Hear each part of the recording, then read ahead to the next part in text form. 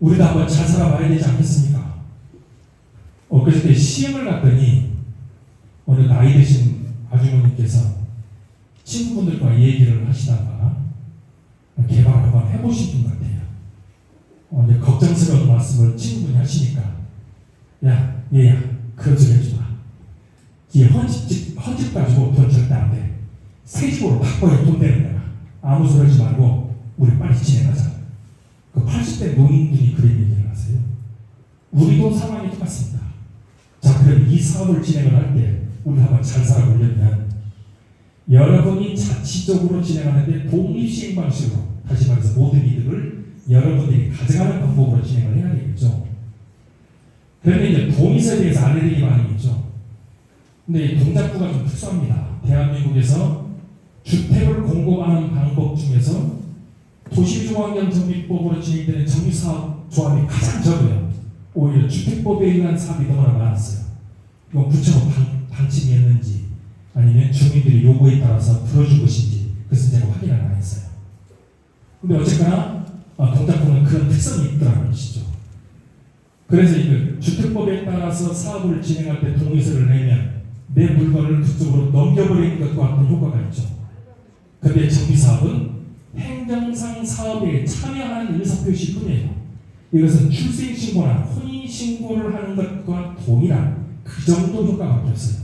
내 재산행위 내 마음대로 그대로 담보 설정하고 판매도 그대로 할 수 있어요. 그래서 걱정 안 해도 됩니다. 근데 동의서는 우리가 정비계획 위반 동의서를 거둬야, 이게 이제 제출이 되어야 우리 구역의 아파트를 건설할 지역으로 확정이 되는 겁니다. 그러고 나서 조합을 설립을 해야 여러분들이 건설사로서 우리 집을 지으라는 과정이 되는 거예요. 그래서 가장 중요한 것은 지금 단계에서는 정비계획 위반 동의서를 빠른 시간 내에 신속히 내서 구청에 제출을 해야 돼요. 그래야 구청에서도 출발하세요 라고 인가를 해주는 거예요. 자, 그런데 이제 정비구역 위반이라는 이것은 행정특무 고권형입니다. 고유고는 아니에요. 이걸 주민이 간섭할 수가 없어요. 왜냐하면 국가 100년 대계의 사업에 관련해서 행정청에서만 할 수 있는 권한을 줬기 때문이죠. 그러면 사업지를 확정하는 계획이고, 여러 번 말씀드렸듯이 정비사업은 청사진이 되는 거고, 이 내용에는 용적률과 건폐율 계획이 포함됩니다.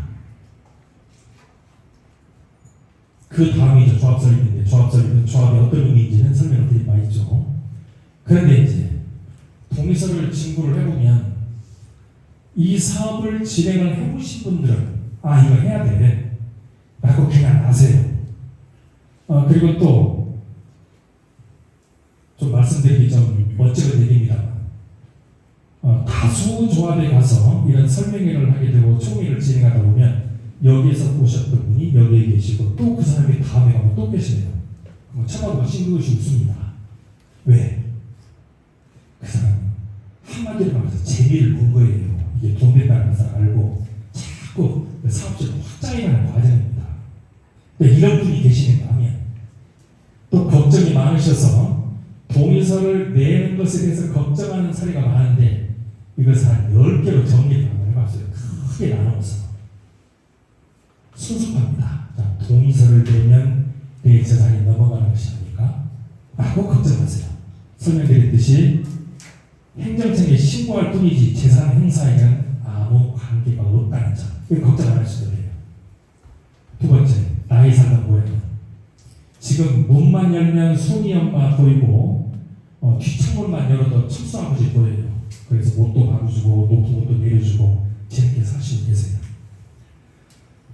그래서 나는 지금 사는 곳이 좋아, 그래서 못하겠어 라고 하시는데, 요즘은 재개발 사업을 진행을 해보면 거기에 계셨던 분이 그대로 다 앉아서 사세요. 그래서 그거 걱정 안 해도 됩니다. 다 그대로 계실 거예요. 그리고 지금 현재 이 100년 대계 주택 사업을 여러분들의 힘으로 사업을 진행을 하는 것이고, 동작구 변화를 위해서도 지금 사업을 진행하고자 합니다. 그래서 이 사업은 알겠습니다. 조금만 거의 끝나갑니다. 내 평가만 많이 해주면 동의하겠다고 하시는데, 감정평가에 대한 것은 상세히 설명을 들으셔서 그걸 가르치도록 하겠습니다. 평가 시점이 매집 평가가 사업시행 인가때 한다는 거. 지금 가격 아닙니다. 사업시행 인가때 여러 번 평가해요. 이 가격 아니에요. 그러니까 무서운 건설사라고 생각합니다. 근데 이때는 건설사하고 공동사업 방식으로 진행했죠. 나눠먹기 사업이었어요. 그래서 시공사 이득이 80, 조합은 20, 그러니 남는 조합은 20밖에 안 됐죠. 근데 도시유지환경정비법에서는 이 사업 주인은 여러분이에요. 그러면 시공건설사는 목수와 똑같습니다. 이 사업을 마치고 나면 공사비만 가지고 떠나는 주체이지 여기에서 발생된 이득은 모두 여러분 거예요. 그래서 무서운 건설사 아니에요. 여러분이 이 사업 주체입니다. 법이 그렇게 규정하고 있습니다. 또 분양가에 대해서도 설명드렸습니다. 다 동의하거나 맨 나중에 낼게라고 하시는 분이 계시는데 이게 대표적인 걱정주의자죠. 근데 이 사업은 시간과의 전쟁이죠. 빠를수록 좋은 것 같습니다. 하루라도 빨리 입주를 하면 진행되는 입주가 빨라지고 이자도 절감되고 비용도 절감됩니다. 그래서 누군가 할 일이라면 내가 먼저, 언제가 할 일이라면 지금 당장, 어차피 할 일이라면 즐겁게 신속하게 하는 것이 좋을 것 같아요. 그래서 사업 진행 과정에서 신속하게 진행되는 곳들이 이익도 많더라는 것. 이게 입증된 것들이죠. 부도나무는 어떡할까? 이것에 대해서도 착공보증과 분양보증을 통해서 설명드렸던 내용입니다. 나도 끼워줘. 네, 이런 것들이 있죠. 지금 현재 우리가 준비위원회가 준비가 되어 있는데 준비위원회에서는 지금까지 우리가 신속통합 방식으로 사업을 진행하는 접수까지만 했어요. 그래서 여러분들도 협조를 해줘서 거기까지 완수를 잘한 겁니다. 그런데 아파트를 건설하는 일은 조합에서 하는 거예요. 그러면 조합이 구성을 하려면 조합장, 이사, 대의원 이런 분들이 필요해요. 많은 분들이 참여해야 됩니다. 그러면 나는 빠져있다고 아니고 조합 설립을 할 때 가담해 주세요. 그래서 좋은 의견을 많이 주세요. 그러면 우리 동네 더 빨리 합니다. 그래서 내가 나를 빼서 나는 하고 싶지 않다. 그 거짓말이에요. 옛날에 재미 좀 봤다고 얘기하는데 이것은 그 헌법재판소 판결 얘기만 해드리고 정리할게요. 이 사업을 진행하는 것 관련해서 이제 이 전체 아파트를 건설하다 보니 이제 동의를 하지 않은 사람이 있을 수 있죠. 근데 이분은 또 보상을 다 해서 불편하지 않게 또 내보내드립니다. 법이 그렇게 되어 있어요. 이 공치법이라고 해서 그 사람도 손해가 되지 않도록 내보내야 된다고 법이 규정을 해놨어요. 근데 어떤 사람이 이것에 대해서 이제 이의를 한번 제기했죠. 나는 조합업 이 동네에 사는 사람으로서 내가 조합 사업에 동의하지 않는다는 이유로 조합에서 내 재산을 취득하고자 한다. 그러니 국가는 내 주택과 토지를 지켜달라. 라고 소를 제기했습니다. 헌법재판소에서 이런 결정을 내죠. 대한민국 헌법은 개인 소유 절대의 원칙도 있으나 그것보다도 더 큰 공공복리 원칙이 있습니다. 지금 귀하가 사시는 동네는 정비 기반 시설이 열악하고 주거 환경이 불량한 지역이어서 여기를 정비 교육을 수립을 해서 정비 기반 시설을 확립하고 그리고 주거 환경을 쾌적해야 할 지역입니다. 귀하는 조합 사업에 동의하든 수용이 걱정하든 둘 중 하나만 해야 됩니다. 이게 헌법으로 결정을 해준 거예요. 그래서 우리 사업 진행하는 거예요. 그래서 모두가 불편하지 않게 사업 진행하고 있습니다. 근데 또 이런 분들이 있죠. 의견을 달리하시는 분이라고 표기를 했는데 꼭 내가 해야만이 된다고 하시는 분들 계십니다. 이제 대개 보면 이제 생계형 조합장들 역할 하실 분들이 이 조합 사업을 조합원들을 위해서 봉사하고 희생하고 헌신하겠다는 생각보다도 직업으로 생각하시는 분들이 이런 얘기들을 많이 해요. 이분 이런 경우도 그래 조금은 경계해야 되겠죠.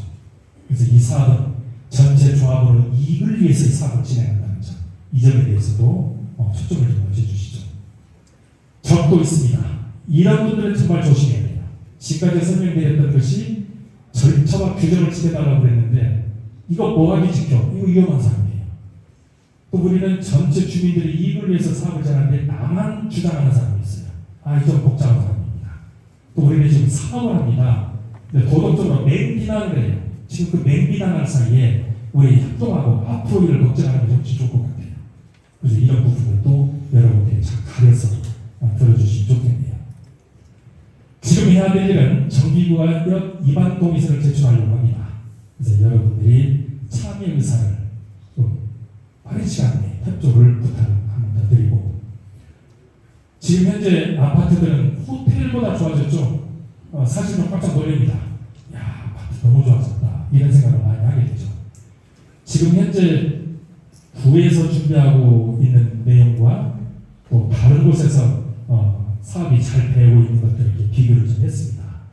자, 보신 것처럼 단지가 아주 유려해지고 있죠. 근데 그뿐만이 아니고 아파트의 내부 공간에서도 다른 곳 가지 않고 내부에서 모든 생활이 될 수 있도록 준비를 갖춰갑니다.